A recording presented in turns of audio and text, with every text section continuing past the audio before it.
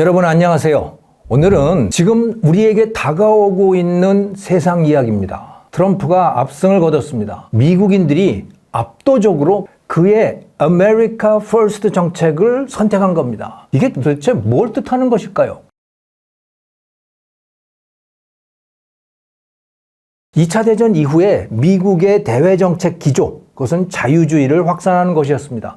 정치적으로는 자유민주주의이고요. 경제적으로는 자유무역, 자유시장경제, 이것을 전 세계로 확산하겠다는 것이었죠. 미국이. 독재, 인권 탄압을 하는 나라에 대해서는 내정 간섭까지도 서슴지 않았습니다. 그러기 위해서 세계 곳곳에다가 미국을 주둔시켰고요. 미국인들이 세금으로 그 막대한 군사비를 지출해 왔습니다. 지금 미국인들이 선택한, 트럼프가 선택한 그 America First라고 하는 것은 이제 그 일을 그만두겠다는 선언입니다. 자유주의 기조, 자유주의 질서, 이것을 위해서 미국이 돈을 대지 않겠다, 미국이 희생하지 않겠다라고 하는 선언인 겁니다. 원래 이 지구는 약육강식의 장이었습니다. 강한 나라가 약한 나라를 정복하고 착취하는 거죠. 그게 인류의 순리였어요. 그런데 2차 대전 이후에 이게 사라진 겁니다. 미국의 자유주의 외교 덕분에 강대국들에 의한 영토 확장 전쟁, 이게 없어졌어요.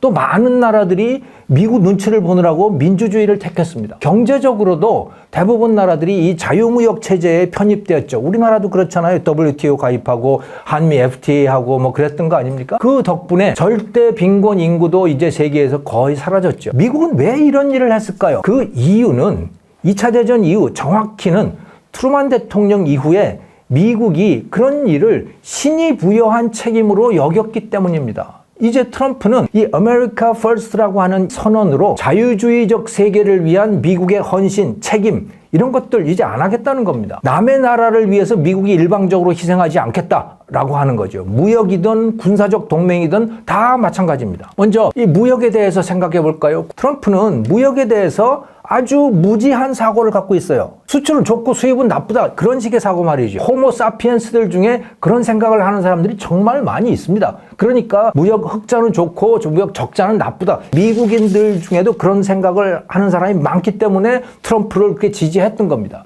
특히 미국의 미드웨스트, 중서부, 위스콘신, 일리노이, 미네소타 이쪽 주들 있지 않습니까? 여기에 러스트벨트라고 하는 지역이 있잖아요. 그러니까 옛날에 공장이었는데 한국, 일본, 중국 제조업이 막 커지면서 여기가 이제 문 닫는 지역, 이렇게 돼버린 거죠. 거기에 수많은 블루칼라 노동자들이 있었을 거 아닙니까? 그 블루칼라 백인 노동자들이 이런 생각이 굉장히 강한 겁니다. 트럼프는 그 정서를 대변하고 있는 것이죠. 무역은 나쁘다, 수입하는 건 나쁘다, 이런 생각을 하는 거예요. 그래서 이제 미국에 대한 무역 흑자국들 있잖아요. 아주 애를 먹을 겁니다. 어떤 나라들이냐고요? 대표적 제일 큰 게 중국, 독일, 일본, 한국, 이런 나라들인 거죠. 미국에다가 수출은 많이 하는데 수입은 그만큼 하지 않는 나라들인 겁니다. 미국은 엄청난 무역 적자를 계속 기록하고 있고 그게 계속 커지고 있어요. 그 숫자만 보면 무슨 큰일 날 것처럼 여겨지기도 합니다. 하지만 그건 문제가 아니에요. 사실은 이 무역 적자라고 하는 거는. 그것은 특히 기축통화국이면 세계 통화를 갖고 있는 나라는 피할 수 없는 특성이에요. 이건 분리 불가능한 특성입니다. 그리고 이 무역 적자 덕분에 사실은 달러가 세계 통화의 지위를 유지하고 있는 것이거든요. 왜냐? 달러가 세계로 나가야 될 거 아니에요. 세계로 나가려면 어떻게 합니까? 그러면 달러를 가지고 물건을 사줘야 되는 거죠. 그게 바로 세계 통화가 되는 동전의 앞뒷면 같은 관계이거든요. 그런데 그걸 지금 부정하고 있는 겁니다. 어쨌든 트럼프와 그 지지자들, 이 무역 흑자국들이 미국 노동자의 일자리를 뺏어간다, 이렇게 생각합니다. 그래서 중국에는 60% 관세를 부과하겠다. 다른 나라들에 대해서는 10% 내지 20%를 부과하겠다. 세계 모든 나라에 대해서 그렇게 하겠다고 하는 겁니다. 근데 뭐 트럼프가 워낙 그냥 함부로 말을 하는 사람이고 실제 약속을 하더라도 그걸 지키는 경우가 그렇게 많지 않기 때문에 구체적으로 관세율이 얼마가 될지는 나라별로 그건 알 수가 없어요. 아마 나라별, 품목별로 다 다를 거라고 생각을 하는데요.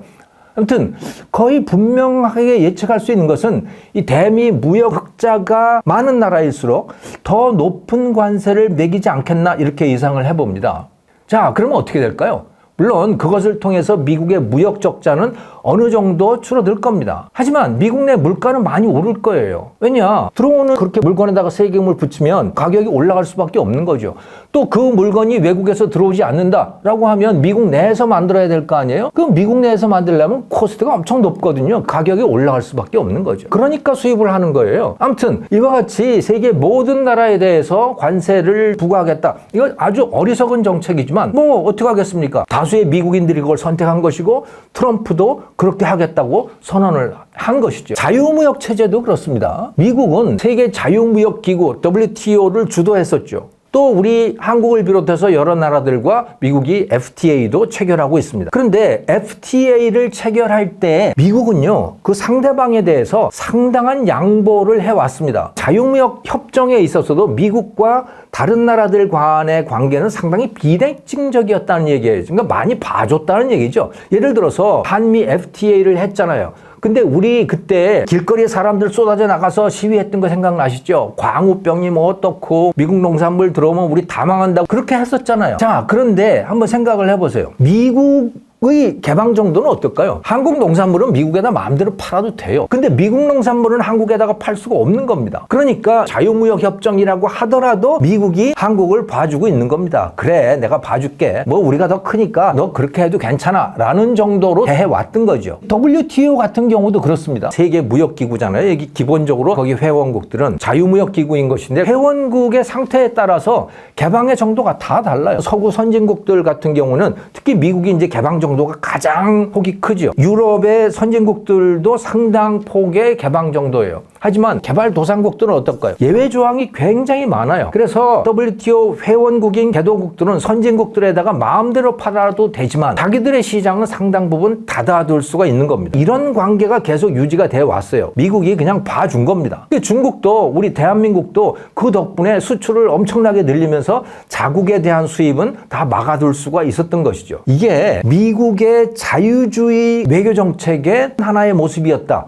이렇게 이해를 하시면 되겠습니다. 하지만 이 아메리카 퍼스트 체제에서는 이런 관계들이 이제 차츰 사라지게 될 거예요. 그리고 중요한 물자들은 자유무역이 아니고 자급자족을 하려는 시도들이 늘어날 거예요.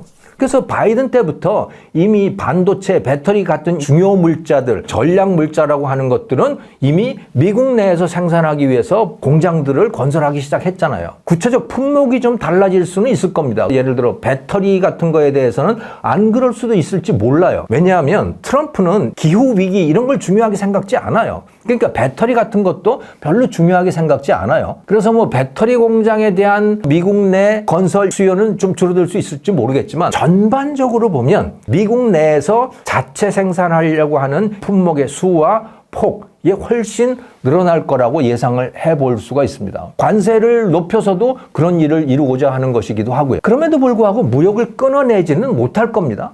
하지만 미국과 그 무역 상대국과의 관계는 굉장히 대등하게 이루어질 거예요. 미국이 무역 상대국을 봐주지 않을 거라는 얘기입니다. 예를 들자면 너 미국 시장에 들어오고 싶어? 그러면 나도 너희 시장에 들어가게 해줘 하고 똑같이 요구를 할 거예요. 봐주는 것 없는 세상이 될 거란 말이죠. FTA라고 하는 것 자체가 이제 서서히 유명무실해지는 시대로 접어들고 있다라고 이해하시면 되겠죠. 아마 IMF나 월드뱅크 같은 이 국제기구의 역할도 크게 축소될 거라고 봅니다. IMF의 큰 역할이 뭡니까? 구제금융, 돈 빌려주는 역할, 그거였잖아요. 우리나라도 1998년에 IMF로부터 구제금융 받고 상환 유예 처리도 받고 겨우 부도를 면했던 것이죠. 그 과정에서 미국이 큰 역할을 했던 것이고요. 그런데 앞으로 그런 구제금융이 점점 더 어려워질 거라고 봅니다. 아니 부도가 나면 나는 거지 왜 미국이 나서서 그걸 도와줘야 돼? 이런 분위기가 매우 강해질 거라는 것이죠. 월드뱅크라고 하는 것도 그래요. 가난한 나라를 도와주자라고 하는 게 월드뱅크가 하는 일인 거죠. 그래서 경제 발전을 시켜주자. 경제 발전이 이루어지면 민주주의 국가가 되고 자유주의 질서 속으로 들어오지 않겠느냐라고 하는 구상이 이 월드뱅크의 기반이 되었던 겁니다. 그래서 우리나라도 60년대, 70년대에 월드뱅크 도움을 많이 받았죠. 지금은 아프리카 국가들이 그 도움을 받고 있는 겁니다. 그런데 여기에 제일 돈 많이 내는 나라가 어디겠어요? 미국이죠. 그런데 아메리카 퍼스트를 하면 이제 그런 돈 내기 싫어할 겁니다. 그러면 누가 내겠어요? 중국? 중국도 1대1로 같은 방식으로 아프리카, 동남아 같은 데 투자를 많이 하긴 했습니다만은 이것은 월드뱅크 같은 방식이 아니에요. 중국이 도와주는 거는. 그냥 돈 빌려주는 거라고 보시면 되는 겁니다. 그래서 지금도 중국이 1대1로를 통해서 부채 함정을 놓은 거 아니냐 이런 이야기까지도 돌아다닐 정도인 것이죠. 뭐 논란의 여지가 많이 있습니다만은 아무튼 중국은 일방적으로 도와주지 않아요. 근데 미국은 일방적으로 도와주었던 거예요, 지금까지. 그런데 그걸 안 하겠다는 거죠, 이제는.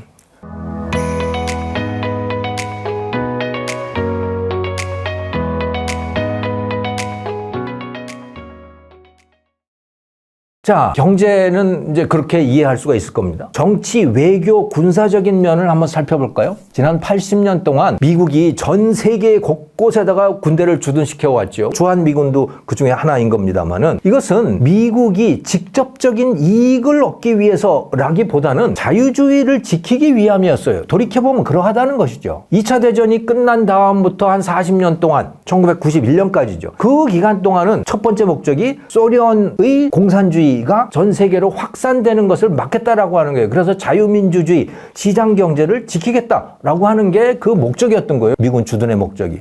그리고 1991년에는 소련이 해체가 되잖아요. 그 이후에도 미군을 그렇게 뭐 대폭 철수하거나 그러지 않았었거든요. 그때는 목적이 뭐였냐? 독재, 테러 세력 이런 것들을 억제하고 보편적 인권을 확보를 하겠다. 이런 목적이 있었던 겁니다. 이게 미국의 외교, 군사정책이 지향하는 바였던 거예요. 그리고 그 비용도 미국이 대다수의 비용을 부담을 했었던 것이죠. 자, 주한미군만 봐도 그렇습니다. 거의 40년 동안 주한미군이 1950년부터 본격적으로 우리나라에 개입을 하잖아요. 그리고 1991년까지 미군 주둔 비용은 우리가 한 푼도 부담을 안 했습니다. 뭐 땅은 제공을 했죠. 미군 기지에 땅은 제공을 했지만 거기에 들어가는 비용은 한 푼도 부담을 안 했어요. 1991년부터 한국이 그 주한미군 주둔 분담금을 내기 시작을 했거든요. 그런데 그 비중이 그렇게 크지 않았어요. 최근에 들어서는 그게 급격히 늘어나고 있습니다만은 미국의 Government Accountability Office라고 하는 이 정부 회계청 이라고 하는 그곳에 자료를 놓고 보면요.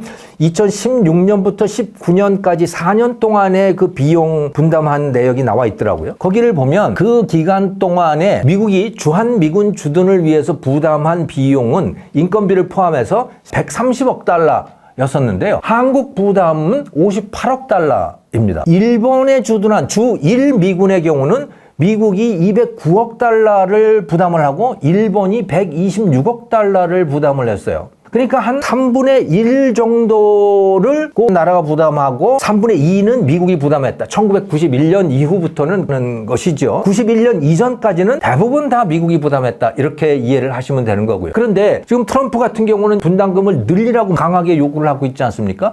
현재는 한 절반 정도를 우리가 부담하게 된 것 같아요. 앞으로 근데 트럼프가 지금보다 5배 더 많이 내라. 그러면 100% 다 내라. 또는 그것보다 더 내라 라고 하는 요구를 하는 것일 수도 있는 겁니다. 다시 말하면 미군을 일종의 용병처럼 여기겠다라고 하는 거예요. 당연히 화가 나는 거죠. 지금까지 돈 내라는 소리 안 하다가 왜 갑자기 돈을 내라는 말이야? 너희들이 원해서 지금 여기에 들어와 있는 거 아니야? 지금까지는 그랬습니다. 기존의 자유주의 외교 노선 하에서는 틀린 말이 아니에요. 그들이 원해서 들어와 있는 겁니다. 미국이 원하는 게 뭐냐? 전 세계 자유민주주의 수호이잖아요. 그들이 스스로 부담한다고 해서 크게 억울할 것은 없는 거예요. 그들이 원하는 것은 전 세계 곳곳에 자유민주주의를 수호하는 것이니까. 그런데 트럼프가 집권을 했습니다. 그가 지향하는 대다수의 미국인들이 동의하는 America First라고 하는 이 정책 기조 하에서는 계산이 이제 완전히 달라지는 거예요. 이런 체제 하에서는 동맹국이든 동맹국이 아니든 별로 중요한 것도 아닙니다. 뭐 다른 나라의 민주주의 따위에 관심이 없는 거죠.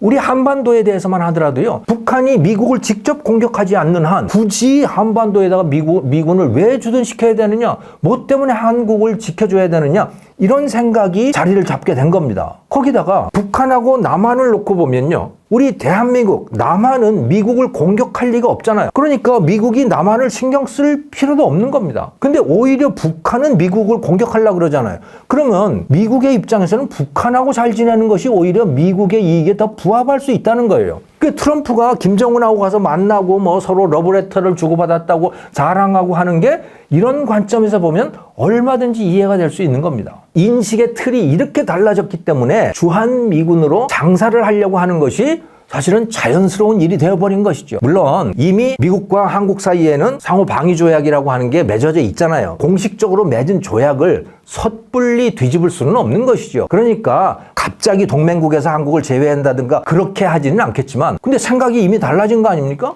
돈이라도 받아내야 되는 거지. 거기다가 더 아쉬운 쪽은 누구냐? 미국이 아쉽냐? 우리 대한민국이 아쉽냐?를 생각해보면 우리가 더 아쉽잖아요. 그러니 결국 들어줄 수밖에 없는 그런 상황이 되어버린 겁니다. America First라고 하는 이것의 핵심은 말이죠. 전 세계에 펼쳐져 있는 미군들이 빠져나간다라는 것을 말씀을 드리는 겁니다. 미국이 자기 돈 들여서 다른 나라의 자유민주주의를 지켜주지 않겠다라고 하는 선언인 거예요. 그런데 그들이 손을 놓고 있으면 공백이 생기잖아요. 그 공백은 어떻게 될까요? 그냥 예전처럼 너희들은 잘 살아. 약소국이라도 괜찮아. 라고 그냥 내버려 둘까요? 그 공백은 반드시 누군가 채우고 들어옵니다. 누가? 중국, 러시아. 일 가능성이 매우 높습니다. 트럼프는 취임 첫날 우크라이나 전쟁을 끝내겠다고 했잖아요. 그 첫날 24시간 내에 우크라이나 전쟁을 끝내겠다고 선언을 했습니다. 저는 안 되리라고 봅니다만은 전쟁이 끝난다고 하더라도 푸틴이 거기서 멈출 것 같느냐? 절대로 멈추지 않습니다. 푸틴은 우크라이나에서 끝나지 않아요. 반드시 폴란드, 에스토니아, 핀란드 이런 데로 밀고 들어갈 겁니다. 이거는 보나마나예요. 이거는 푸틴이 원하는 바이기도 하지만 러시아 국민들 다수가 원하는 바인 겁니다. 예전의 영광을 되찾자라고 하는 거죠. 유라시아주의라고 하는 것을 신조로 받아들이는 러시아인들이 굉장히 많아요. 유럽, 아시아의 중심은 바로 러시아라고 하는 거예요. 중국인들이 중화라고 하는 것을 복원하고 싶어 하듯이 러시아 사람들도 똑같은 겁니다. 예전의 영토들을 다 찾고자 하는 겁니다. 계속 이럴 거예요. 그런데 트럼프는 어떻습니까? 뒷짐지고 있을 가능성이 매우 높아요. 트럼프하고 푸틴은 매우 친하잖아요. 푸틴하고 정말 친한 친구야라고 자랑을 얼마나 하고 돌아다닙니까? 실제로 지금 트럼프가 나토에다가 요구하고 있는 게 뭐냐면 너희들 최소한 GDP의 2%는 국방비로 지출해. 왜 미국한테 무임승차하려고 해? 그런데 나토 회원국의 한 3분의 2 정도는 2% 지출을 안 하고 있어요. 그러니까 무임승차한다고 하는 말도 맞는 말인 거죠. 그런데 거기에 대해서 트럼프가 뭐라고 했냐면 2%도 지출하지 않는 저 나라들은 푸틴이 마음대로 하라고 난 권하고 싶다. 이런 식의 말을 했어요, 트럼프가. 그러니 푸틴의 입장에서는 이제 동유럽은 내 거야. 이런 생각하지 않겠어요? 충분히 그런 생각을 할 거라고 저는 봅니다. 그러니 나토의 중심 국가에 그 미국이 그렇게 팔짱을 끼고 있으면 나토가 가장 중점을 들어서 막고자 했던 러시아 세력이 당연히 그 공백을 메우고 들어올 수밖에 없는 것이죠. 동아시아도 그렇습니다. 트럼프, 미국이 대만을 지켜줄까요? 중국이 남중국해를 지금 무단 점령하다시피 하고 있는데 트럼프가 그 남중국해를 지켜줄까요? 저는 아니라고 봅니다. 물론 트럼프도 중국을 적으로 여기긴 합니다. 적으로 여기고 있는 거는 경제적인 측면에서 그렇다라고 하는 겁니다. 정치 군사적으로는 그렇지 않아요. 오히려 대만에 대해서는요, 트럼프가 적대적으로 보고 있습니다. 지금까지는 전통적인 미국 정부들은 어땠어요? 대만이 중국의 영토이긴 하지만 거기까지는 인정을 하는데 대만 사람들이 평화적으로 중국의 합병을 원할 때 그렇게 하는 것이고 중국이 대만을 무력으로 점령해서는 안 돼. 만약에 무력으로 점령을 한다면 미국이 나서서 그거 막아줄 거야 라고 하는 입장을 취해 왔었거든요. 그런데 트럼프는 지금 분명치가 않아요. 오히려 대만에 대해서는 반도체에 말이지 너희들이 다 훔쳐갔잖아. 원래 반도체라고 하는 건 미국이 만든 거잖아. 실리콘밸리에서 반도체가 생겼잖아. 그런데 왜 실리콘밸리 기업들이 다 대만의 TSMC 가서 반도체를 사오는 거야? 너희들이 다 훔쳐간 거지? 이렇게 얘기를 하고 있는 거예요. 그리고 대만을 방어하는데도 왜 미국이 돈을 내야 되는 거야? 대만 너희들 지금 방위비 분담해 가는 거 너희 4배로 높여. 그걸 가지고 다 미국 무기 사와. 이런 압박을 가하고 있는 것이죠. 이런 분위기라면 정말 지금으로선 상상하기 힘든 거래가 이루어질 수도 있습니다. 예를 들어서 시진핑이 트럼프한테 이런 제안을 한다고 해봅시다. 자, 그래, 내가 당신이 원하는 바 그걸 알겠어. 트럼프 당신이 원하는 거는 중국이 미국 물건 많이 사주는 거잖아. 또 중국 물건을 미국에다 수출하지 않는 거잖아. 내가 미국 농산물 많이 사줄게. 그 대신에 정치적으로 대만 남중국해 문제에 대해서 관여하지 마. 이런 식의 거래를 만약 시진핑이 트럼프에게 제안을 한다면 트럼프가 수락할 가능성도 배제할 수 없습니다. 저는 배제할 수 없다고 봐요. 그냥 상상이긴 하지만 지금까지 트럼프의 행동을 놓고 보면 충분히 그럴 수 있는 상황이다. 자, 그래서 지금까지 전 세계에 걸쳐서 미군이 지키고 있던 그 자리들을 이제 비게 된다는 거죠. 미국이 떠나니까. 그리고 거기에 러시안 엠파이어, 차이니스 엠파이어 이런 것들이 자라나게 될 가능성이 매우 높습니다. 그렇게 된다면 특히 동아시아 지역 같은 경우는 모두 중국의 목줄을 잡히게 되는 그런 형상이 만들어지게 되겠죠. 그리고 이제 독재자들의 세상이 될 거예요. 러시아의 푸틴, 북한 김정은, 헝가리의 오반, 터키의 에르도안 이런 사람들 말이죠. 지난 2008년 이후에 이 사람들의 숫자가 굉장히 많이 늘어났거든요. 전 세계적으로. 그거는 중국의 발언권이 강해진 거하고 일치하는 추세입니다. 근데 앞으로는 더욱더 그럴 거예요. 미국이 이제 관여하지 않겠다는 거 아닙니까? 그래서 세계 곳곳에서 새로운 독재자들이 우후죽순으로 나타날 거라고 봅니다. 처음에는 독재를 하겠다고 나타나지는 않죠. 처음에는 여러분들이 원하는 건 다 들어주겠습니다. 퍼퓰리즘, 퍼주기 정책, 민족주의 이런 것들을 가지고 표를 얻어서 집권을 할 거예요. 그리고 그 중에 상당수는 독재자로 변해가게 될 겁니다. 푸틴, 터키의 에르도안 이런 사람들이 다 그런 과정을 거쳤잖아요. 거기다가 그동안은 독재가 나타나면 경제 제재도 가하고 이런 역할을 해왔던 미국의 대통령마저 독재자를 좋아하는 취향을 가지고 있습니다. 이런 여러 가지들을 보면요. 세계의 자유민주주의는 이제 백척간두에 서 있습니다. 물론 미국이 유럽, 아시아에서 물러난다고 하더라도 그 나라가 약소국으로 전락한다? 이런 말은 아닙니다. 여전히 미국은 최고의 강대국일 거예요. 하지만 행동 방식이 달라진단 말이죠. 다른 강대국들, 중국, 러시아 이런 나라들처럼 자신의 이익에 따라서 행동하는 나라가 될 거란 말이에요. 그렇다고 해서 다른 나라를 침략한다거나 그렇게는 안 하겠지만 미국은. 하지만 세계 평화, 인류의 인권 같은 걸 위해서 자국의 이익을 포기하는 일은 이제 급격하게 줄어들 것이다 라는 말씀을 드립니다. 이러니 저러니 해도 우리는 1948년 대한민국 건국 이후에 정말 좋은 세월을 살아왔습니다. 그리고 인류 전체로 보더라도요. 호모사피엔스라고 하는 종이 탄생한 이후에 지난 몇십 년 동안이 가장 평화롭고 자유롭고 경제적으로도 풍요로운 시절이었던 겁니다. 이제 그 시절이 종말을 맞이하고 있습니다. 끝이 시작되고 있는 것이죠. 이제 미국이 우리를 지켜주는 시대 끝납니다. 각자 도생의 시대. 우리의 자유와 인권과 번영, 민주주의는 우리 자신의 힘으로 지켜내야 됩니다. 그런 시대가 시작되고 있는 것이죠. 김종호의 경제TV 오늘은 여기서 마치겠습니다. 시청해 주셔서 감사합니다.